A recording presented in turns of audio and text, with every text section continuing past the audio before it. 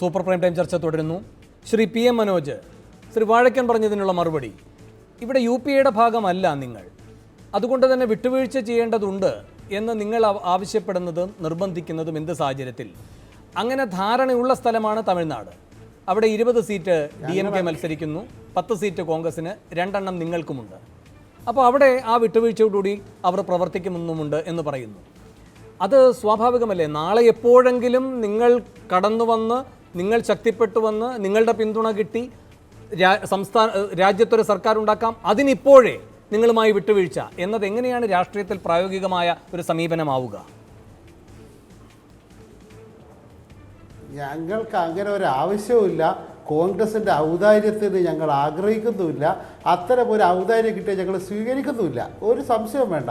കാരണം ഈ അഴിമതിക്കാരും കള്ളന്മാരും ഇത്രയും കുഴപ്പക്കാരും വൃത്തികേടുകൾ മാത്രം പറയുന്നവർ 48 കൊല്ലം മുമ്പ് അവതരിപ്പിച്ച ഗരീബി ഹഠാവോ ഇപ്പോൾ പുതുക്കി കൊണ്ടുവന്നിട്ട് വീണ്ടും പറയുന്നവരൊക്കെ ആയിട്ടുള്ള ഇവരുമായിട്ട് അത്തരം ഒരു സഖ്യത്തിന് സാധ്യതയില്ല. അതുകൊണ്ട് കോൺഗ്രസ് ഏതെങ്കിലും തരത്തിൽ ഞങ്ങൾക്ക് ഇവിടെ എന്തെങ്കിലും ചെയ്തു തരണമെന്ന് ഞങ്ങൾ പറഞ്ഞിട്ടില്ല. നിങ്ങളെ വീമ്പടിക്കുന്നു. എന്താണ്? BJPക്കെതിരാണ് ഞങ്ങളുടെ മത്സരം. കേരളത്തിൽ ആരും അത് കണ്ടിട്ടില്ല. കേരളത്തിൽ BJPക്കെതിരെ ഇന്ന് വരെ ഒരൊറ്റ കോൺഗ്രസ്സുകാരുടെ നാവ് പൊന്തുന്നത് നമ്മൾ കേട്ടിട്ടുമില്ല. പക്ഷേ നിങ്ങൾ പറയുന്നത് ഞങ്ങൾ മോദിക്കെതിരായിട്ടാണ് മത്സരിക്കുന്നത്. മോദിക്കെതിരായിട്ട് മത്സരിക്കുന്നു, മതനിരപേക്ഷതയ്ക്ക് വേണ്ടി നിൽക്കുന്നു എന്ന് പറയുന്ന നിങ്ങൾ BJPക്കെതിരെ മത്സരിച്ച് ചങ്കൂറ്റം കാണിക്കണ്ടേ? ഇവിടെ അമേത്തിയിൽ BJP പറഞ്ഞത് നിങ്ങൾ തോറ്റോടുകയാണെന്ന്. ഇപ്പം പറഞ്ഞു AICC പ്രസിഡന്റുമാർ വരുമ്പോൾ 2 സ്ഥലത്ത് മത്സരിക്കാതെ അഖണ്ഡത കാണിക്കാൻ അങ്ങനെ പറഞ്ഞിട്ടുണ്ടെങ്കിൽ ഞങ്ങൾക്ക് സമ്മതിക്കാം. ഇവിടെ നിങ്ങൾക്ക് സുരക്ഷിതമായ മണ്ഡലം എന്ന് പറഞ്ഞ് കൊണ്ട് ഇവിടെ വന്ന് ഇങ്ങനൊരു മണ്ഡലത്തിലേക്ക് മത്സരിക്കുമ്പോൾ നിങ്ങൾ ഉയർത്തുന്ന സന്ദേശം എന്താണ് എന്ന ഒറ്റ ചോദ്യമേ ഞങ്ങൾ ഉന്നയിച്ചിട്ടുള്ളൂ. അല്ലാതെ ഞങ്ങൾ ഇവരുടെ അടുക്കളയിൽ പോയി സമ്മർദ്ദം ചെലുത്താനൊന്നും ഞങ്ങൾ പോയിട്ടില്ല, പോവുകയില്ല. അപ്പോൾ ഇവരത് പറയണം, ഞങ്ങൾ BJPക്കെതിരല്ല മത്സരം. ഇപ്പോൾ വാഴക്കൻ ഇവിടെ പറഞ്ഞതെല്ലാം കേട്ടല്ലോ. എന്താ? വാഴക്കൻ ഇടതുപക്ഷത്തെ അവസാനിപ്പിച്ച് കളയണം. അവസാനിപ്പിക്കാനല്ലേ നിങ്ങൾ ഇത്ര നാൾ നോക്കിയത്, ഇപ്പോഴും നോക്കുന്നതല്ലേ നിങ്ങൾ? അത് മാത്രമല്ല, നിങ്ങളുടെ പിന്തുണയോടെ ഞങ്ങളെവിടെയും ഭരിച്ചിട്ടില്ലല്ലോ. നിങ്ങളുടെ പിന്തുണ ഞങ്ങളെവിടെയും തേടിയിട്ടില്ലല്ലോ. ഞങ്ങളുടെ പിന്തുണയോടെ നിങ്ങൾ ഭരണം നടത്തിയിട്ടുണ്ട്. അതല്ലേ ഉണ്ടായത്? CPM കോൺഗ്രസ് പിന്തുണ തരൂ എന്ന് പറഞ്ഞ് ഇന്ത്യ രാജ്യത്ത് എവിടെയെങ്കിലും ഭരിച്ചിട്ടുണ്ടോ? ഏതെങ്കിലും ഒരു മന്ത്രിസ്ഥാനം ഏറ്റെടുത്തിട്ടുണ്ടോ? ഇല്ലല്ലോ. നിങ്ങളാണ് ഭരിച്ചത്. നിങ്ങളാണ് CPMൻ്റെ പിന്തുണ വന്ന് തേടിയിട്ടുള്ളത്. ഞങ്ങൾക്ക് നിങ്ങളെ പിന്തുണക്കണമെന്ന് ഒരാഗ്രഹം ഉണ്ടായിട്ടില്ല. ഞങ്ങൾ ഈ രാജ്യത്തിൻ്റെ ജനാധിപത്യം, ഭരണഘടന, അത് ഉയർത്തുന്ന മൂല്യങ്ങൾ അത് നിലനിർത്തണം എന്ന ഒറ്റ താല്പര്യം കൊണ്ട് മാത്രം കോമൺ മിനിമം പ്രോഗ്രാം അംഗീകരിച്ചുകൊണ്ടാണ് 1ാം UPA ഗവൺമെൻറ് ഉണ്ടായത്. നിങ്ങളത് ലംഘിച്ചു. ഞങ്ങളുടെ സാന്നിധ്യമുള്ളതുകൊണ്ട് നിങ്ങൾ ജനങ്ങൾക്ക് വേണ്ടി കുറേ കാര്യങ്ങൾ നടത്തേണ്ടി വന്നു, ശരിയാണ്. അത് കഴിഞ്ഞ് നിങ്ങൾ ആ ധാരണ ലംഘിച്ചു. നിങ്ങൾ നിങ്ങളുടെ വഴിക്ക് പോയി, ഞങ്ങൾ പിന്തുണ പിൻവലിച്ചു. അത് കഴിഞ്ഞ് 2ാം UPA ഗവൺമെൻറ് വന്നപ്പോൾ ജനങ്ങൾ എന്തുകൊണ്ടാണ് നിങ്ങളെ തിരസ്കരിച്ചത്? എന്തുകൊണ്ടാണ് 33% വോട്ട് മാത്രം നേടിയ BJP ഇന്ത്യ രാജ്യത്തെ ഭരണകക്ഷിയായി ഉയർന്നു വന്നത്? നിങ്ങളാണ് ആലോചിക്കേണ്ടത്. അല്ലല്ല, 2ാം UPA നിങ്ങളുടെ പിന്തുണ ഇല്ലാതെ അധികാര തുടർച്ചയിലേക്ക് വരികയായിരുന്നു. ശ്രീ മനോജ്, എൻ്റെ മറ്റൊരു ചോദ്യം, ഇവിടെ അങ്ങ് പറയുകയുണ്ടായി, അല്ലെങ്കിൽ CPM നേതൃത്വം അത് ക്ലാരിഫൈ ചെയ്യണം. ഞങ്ങളുടെ പിന്തുണ ഇല്ലാതെ 2ാം UPA ഗവൺമെന്റ് ജനവിരുദ്ധ നയങ്ങൾ നടപ്പാക്കുകയും അത് കഴിഞ്ഞ് 5 വർഷം പൂർത്തിയാക്കുമ്പോൾ ഇന്ത്യ രാജ്യത്ത് ലോകത്ത് തന്നെ ഏറ്റവും വലിയ അഴിമതി നടത്തുന്ന ഗവൺമെന്റാണ് അത് എന്ന പ്രതിച്ഛായമാണ് ഇവർ ഇറങ്ങി പോകേണ്ടി വന്നത്. 1ാം UPA ഗവൺമെന്റ് ജനോപകാരപ്രദമായ നടപടികൾ നടപ്പാക്കി. അങ്ങനെ 1ാം UPAയിലെ ജനോപകാരമായ പരിപാടികൾ നടപ്പാക്കുന്നതിലെ പ്രധാന കക്ഷിയായി ഇടതുപക്ഷം പ്രവർത്തിച്ചിരുന്നു എന്ന് ജനങ്ങളെ ബോധ്യപ്പെടുത്തുന്നതിൽ അങ്ങനെയെങ്കിൽ നിങ്ങൾക്ക് 2009 വീഴ്ച പറ്റി. കാരണം നിങ്ങൾ ഈ 43-ൽ നിന്ന് ഒറ്റയടിക്ക് 9 ചുരുങ്ങി. അല്ല, ഞങ്ങൾ ചാലകശക്തിയായി എന്നുള്ളത് തർക്കമില്ലാത്ത കാര്യമാണല്ലോ. ഞങ്ങൾ ചാലകശക്തിയാണ് എന്നുള്ളത് തർക്കമില്ലാത്ത കാര്യമാണല്ലോ. അല്ലെങ്കിൽ എന്തുകൊണ്ട് 2ാം UPA ഗവൺമെന്റ് ഇത്രയും വലിയ ഹിമാലയൻ അഴിമതികളുടെ ഗവൺമെന്റാണ് എന്ന് രാജ്യമാകെ വിശ്വസിക്കുന്ന? അതിലും വസ്തുതാപരമായൊരു പിശകുണ്ട്. പൊതുവെ CPM പറയുന്ന ഒരു വാചകമാണത്, 1ാം UPAയിൽ അഴിമതിയിലായിരുന്നു, 2ാം UPAയിലായിരുന്നു അഴിമതി, നിങ്ങളില്ലാത്ത കാലവുമായിരുന്നു എന്ന്. ശരിക്കും പിന്നീട് പുറത്തേക്ക് വന്ന എല്ലാ അഴിമതികളും നടന്നത് 1ാം UPAയുടെ കാലത്താണ്. ഈ 2G ആയാലും കോൾഗേറ്റ് ആയാലും കോമൺവെൽത്ത് ആയാലും എല്ലാം 1ാം UPAയുടെ കാലത്ത് നടക്കുകയും 2ാം UPAയുടെ കാലത്ത് പുറത്തു വരികയും ചെയ്തു. അതെ, കോൺഗ്രസ് അഴിമതി നടത്തുന്ന ആളുകളാണെന്നുള്ളത് നമുക്ക് എല്ലാവർക്കും അറിയാം. ശരി മനോജന്റെ അടുത്ത ചോദ്യത്തിനൊന്ന് ദയവീത് വഴങ്ങുക. ഇവിടെ നിങ്ങൾ പറയുന്ന ഒരു പ്രധാനപ്പെട്ട വിമർശനമുണ്ട്. വയനാട്ടിലേക്ക് വരുമ്പോൾ നിങ്ങൾ എന്ത് സന്ദേശം കൊടുക്കും? ഇതാണല്ലോ നിങ്ങൾ ഉന്നയിക്കുന്ന ചോദ്യം. ശ്രീ വാഴക്കൻ, ഞാൻ അങ്ങയിലേക്ക് വരാം സാർ. ഇതാണല്ലോ നിങ്ങൾ ഉന്നയിക്കുന്ന ഒരു പ്രധാനപ്പെട്ട വാദം. അങ്ങനെയെങ്കിൽ ഈ കഴിഞ്ഞ ദിവസം മോദി ഈ പറയുന്ന രാജ്യത്തെ 15 സമ്പന്നന്മാർക്ക് വേണ്ടി മാത്രമുള്ള ഒരു ഇന്ത്യ സൃഷ്ടിച്ചിരിക്കുന്നു എന്ന് കോൺഗ്രസ് പറയുന്നതിനോട് നിങ്ങൾ വിയോജിക്കുമെന്ന് ഞാൻ കരുതുന്നില്ല. അങ്ങനെ വരുമ്പോൾ അതിനൊരു ബദൽ എന്ന നിലയിൽ 2 ഇന്ത്യ ഉണ്ടായിക്കൂടാ, അതിനൊരു പദ്ധതി മുന്നോട്ട് വയ്ക്കുന്നു. എന്തായിരുന്നു നിങ്ങളുടെ പ്രതികരണം? അത് ഉഡായിപ്പാണെന്നാണ് ഇവിടുത്തെ സംസ്ഥാന ധനമന്ത്രിയായ തോമസ് ഐസക്കിൻ്റെ വാക്പ്രയോഗം. അത് ഈ പറയുന്ന മറ്റ് ഗരീബി ഹഠാവോ, ജയ് ജവാൻ ജയ് കിസാൻ ഇതെല്ലാം മുദ്രാവാക്യങ്ങൾ പോലെ തട്ടിപ്പായിരുന്നു എന്നാണ് ശ്രീ കോടിയേരി അടക്കമുള്ളവരും നിങ്ങളുടെ ദേശീയ നേതാക്കളും എല്ലാം പറയുന്നത്. അപ്പോൾ നിങ്ങളെന്ത് സന്ദേശമാണ് കൊടുക്കുന്നത്? ഇതാ ഇങ്ങനൊരു തെറ്റായ സാമ്പത്തിക അസമത്വം ഈ നാട്ടിൽ നിൽക്കുന്നു. അതിൻ്റെ കാരണം മോദി ഭരണകൂടമാണ്. അതിനൊരു ബദൽ വെക്കേണ്ടതുണ്ട്. നിങ്ങളെന്തായാലും അങ്ങനെ ഒരു ബദൽ വെച്ചതായി പ്രകടന പത്രികയിൽ മനസ്സിലാക്കാൻ കഴിയില്ല. നിങ്ങൾക്ക് അതിനുള്ള ആവതില്ല ദേശീയ തലത്തിൽ അങ്ങനെ ഒരു പ്രകടന പത്രികയുമായി പോകാൻ. നിങ്ങൾ തന്നെ സമ്മതിക്കുന്ന കാര്യവുമാണല്ലോ ഇപ്പോൾ അത്. അപ്പോൾ മറിച്ച് ഒരു ബദൽ വരുന്നതിനെ അംഗീകരിക്കാതിരിക്കാം, വിമർശിക്കാം. പക്ഷേ അത് ഈ പറയുന്ന 15 ലക്ഷം കൊണ്ടുവന്ന് അക്കൗണ്ടിലിടും എന്ന് പറയുന്ന അതേ കള്ളന്യായമാണ് എന്ന് പറഞ്ഞ് കോൺഗ്രസിൻ്റെ ഈ ബദൽ പരിപാടി അസംബന്ധമാണ്, അത് വിശ്വസിക്കരുത് എന്ന് പ്രചാരണം കൊടുക്കുമ്പോൾ നിങ്ങൾ നൽകുന്ന സന്ദേശം എന്താണ്? വേണു, എന്താണ് സംശയം? കഴിഞ്ഞ എല്ലാ ഘട്ടത്തിലും ഗരീബി ഹഠാവോ 48 കൊല്ലം മുമ്പാണ് ഉണ്ടായത്, 1971 ഉണ്ടായത്. അത് കഴിഞ്ഞ് ഇന്നേ വരെയുള്ള കോൺഗ്രസിൻ്റെ എല്ലാ മുദ്രാവാക്യങ്ങളും തട്ടിപ്പായിരുന്നു എന്ന് നമ്മളെല്ലാവരും അറിയുന്നതാണല്ലോ.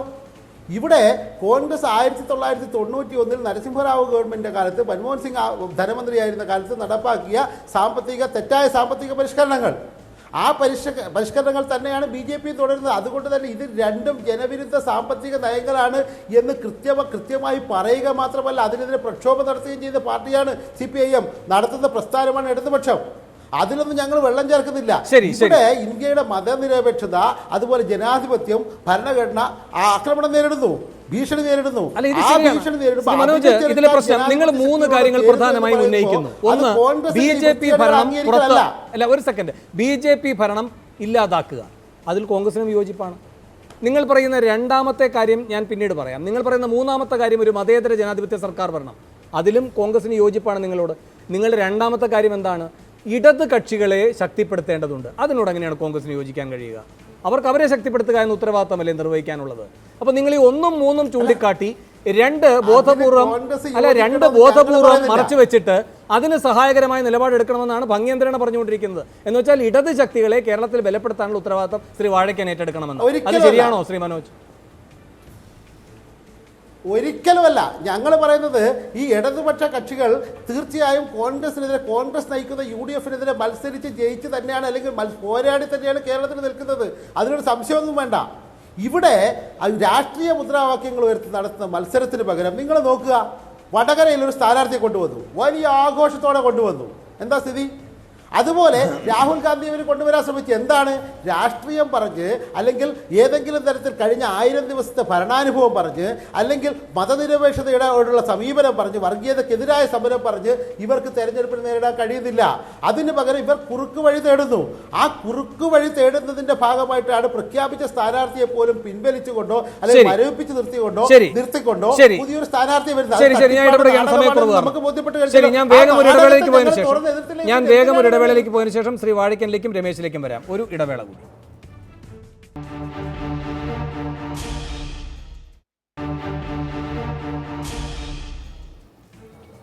കഷ്ടി 4 മിനിറ്റാണുള്ളത്. ഞാൻ ചോദ്യങ്ങളിലേക്ക് പോകുന്നില്ല. ശ്രീ വാഴക്കൻ, അങ്ങേക്ക് മറുപടി പറയാം.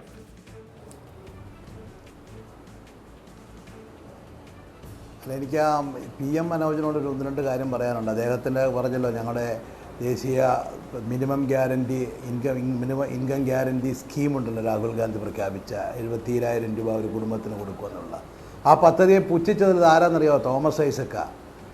ആ പദ്ധതി രൂപം കൊടുത്തത് ആരാണെന്നറിയുമോ? ഈ രാജ്യം ലോകമെമ്പാടും സാമ്പത്തിക മാന്ദ്യത്തിൽ ആടി ഉലഞ്ഞപ്പോൾ ഈ രാജ്യത്തെ സ്റ്റഡിയായി ഇന്ത്യൻ എക്കോണമി നിർത്തിയ മൻമോഹൻ സിംഗ് അടക്കം, നമ്മുടെ RBIയുടെ ഗവർണറായിരുന്ന ശ്രീ രഘുറാം രാജൻ അടക്കമുള്ള ലോകപ്രശസ്തരായ സാമ്പത്തിക വിദഗ്ധന്മാരുമായി ആലോചിച്ചുറച്ച് കൃത്യമായ പദ്ധതികളോടുകൂടിയാണ് രാഹുൽ ഗാന്ധി ആ പദ്ധതി പ്രഖ്യാപിച്ചിരിക്കുന്നത്. കോൺഗ്രസ് ഇതുപോലെ നേരത്തെയും പ്രഖ്യാപിച്ചിട്ടുണ്ട്. ദേശീയ തൊഴിലുറപ്പ് പദ്ധതി ഞങ്ങളന്ന് നടപ്പിലാക്കി. അത് ഇന്നും കേരളത്തിൽ നടക്കുന്നു. കഴിഞ്ഞ 5 മാസമായി ഈ ഗവൺമെൻറ് കിട്ടിയ പണം പാവപ്പെട്ട തൊഴിലുറപ്പ് തൊഴിലാളികൾക്ക് കൊടുക്കുന്നില്ല എന്നുള്ളത് സത്യമാണ്. കാരണം ട്രഷറി പാസില്ലാത്തതുകൊണ്ട്. അതുപോലെ തന്നെ ഞങ്ങൾ കർഷകൻ്റെ കടം എഴുതിത്തള്ളുമെന്ന് പറഞ്ഞു. 70,000 കോടി രൂപ എഴുതിത്തള്ളി. ഞങ്ങൾ സ്വച്ഛ സുരക്ഷാ നിയമം നടപ്പിലാക്കുമെന്ന് പറഞ്ഞു. അത് നടപ്പിലാക്കി. ഇതൊക്കെ നടപ്പിലാക്കി കാണിച്ചു കൊടുത്ത ഒരു ഗവൺമെൻറ്റിൻ്റെ പ്രതിനിധികളാണ് കോൺഗ്രസ്. അവരാണ് പറയുന്നത് ഈ രാജ്യത്തെ പാവപ്പെട്ട 5 കോടി കുടുംബങ്ങൾക്ക് 25 കോടി ആളുകൾക്ക് 72,000 രൂപ വീതം ഒരു വർഷം കൊടുക്കുമെന്ന് ഞങ്ങൾ കൃത്യമായ വ്യക്തമായ പദ്ധതികളോടെയാണ് പറയുന്നത്. അത് ഉഡായിപ്പ് പദ്ധതിയാണെന്ന് പറഞ്ഞിരിക്കുന്ന തോമസ് ഐസക്കിൻ്റെ ഉഡായിപ്പ് പരിപാടികളൊക്കെ ഞങ്ങളിവിടെ കണ്ടിട്ടുള്ളതാണ്. അദ്ദേഹമാണല്ലോ ഡാമിൽ നിന്ന് മണ്ണ് കോരി നമ്മുടെ പട്ടിണി മാറ്റുമെന്നും അതുപോലെ തന്നെ പ്രവാസി ചിട്ടി നടത്തി കേരളത്തെ മുഴുവൻ വികസിപ്പിക്കുമെന്നും ഇസ്ലാമിക ബാങ്ക് നടത്തി നമ്മുടെ കടം മുഴുവൻ തീർക്കുമെന്നൊക്കെ പറഞ്ഞുകൊണ്ട് കുറേ ഉട്ടോപ്പിൻ ഐഡിയ കേരളത്തിൽ കൊണ്ടുവന്ന ഒരു ധനകാര്യമന്ത്രിയല്ലേ. അങ്ങേരാണ് ലോകപ്രശസ്തരായ സാമ്പത്തിക വിദഗ്ധരായിട്ടുള്ള ആളുകളെ ആക്ഷേപിച്ചുകൊണ്ട് സംസാരിക്കുന്നത്. അവർ കൂടി ആലോചിച്ചെടുത്തൊരു തീരുമാനം. അതുകൊണ്ട് അതിനെ ഒന്നും പറയാൻ മാത്രമൊന്നും നിങ്ങൾ വളർന്നിട്ടില്ല. നിങ്ങളെ പിന്നെ അഴിമതിയെക്കുറിച്ച് ഇവിടെ പറഞ്ഞു. രണ്ടാം UP അഴിമതിയായിരുന്നുവെന്ന്. അതിനകത്ത് ആരോപണം 2G സ്പെക്ട്രത്തെക്കുറിച്ച് ഉണ്ടായത് DMK കുറിച്ചാണ്. കോൺഗ്രസിൻ്റെ ഒരു നേതാവിൻ്റെ പേരിൽ ഒരു FIR പോലും അതിൻ്റെ പേരിൽ ഇതുവരെ ഉണ്ടായിട്ടില്ല. 5 വർഷം മോഡി ഭരിച്ചിട്ട് പോലും. ആ DMKയുടെ മുന്നണിയുടെ കീഴിൽ പഞ്ചപുച്ചവടയ്ക്ക് മദ്രാസിൽ മത്സരിക്കുന്നുണ്ട് നിങ്ങൾ. ഇത്ര വലിയ അഴിമതി പാർട്ടിയായിരുന്നുവെങ്കിൽ ആ മുന്നണിയിലല്ലേ നിങ്ങൾ നിൽക്കുന്നത്?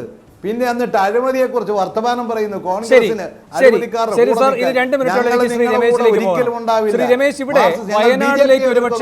രാഹുൽ ഗാന്ധി വരില്ല എങ്കിലും കർണാടകത്തിലെ സാധ്യത തള്ളിക്കൂടാ. അവിടെ നിങ്ങൾക്ക് നല്ല വേരോട്ടമുള്ള സ്ഥലത്ത് അവർക്ക് 3 സിറ്റിംഗ് മണ്ഡലങ്ങളുണ്ട്. അതിലൊന്ന് സംവരണ മണ്ഡലമായി, ബാക്കി 2 മണ്ഡലങ്ങളിലെ സാധ്യത ഈ പറയുന്ന രാഹുൽ ഗാന്ധി പരിശോധിക്കുന്നുണ്ട്. അങ്ങനെയെങ്കിൽ ദക്ഷിണേന്ത്യയിൽ നിങ്ങൾക്ക് നേരെയുള്ള ഒരു പോരാട്ടം, അതിൻ്റെ പ്രതീകം കൂടിയായി രാഹുൽ ഗാന്ധി വരുമെന്ന് കരുതുന്നുണ്ടോ?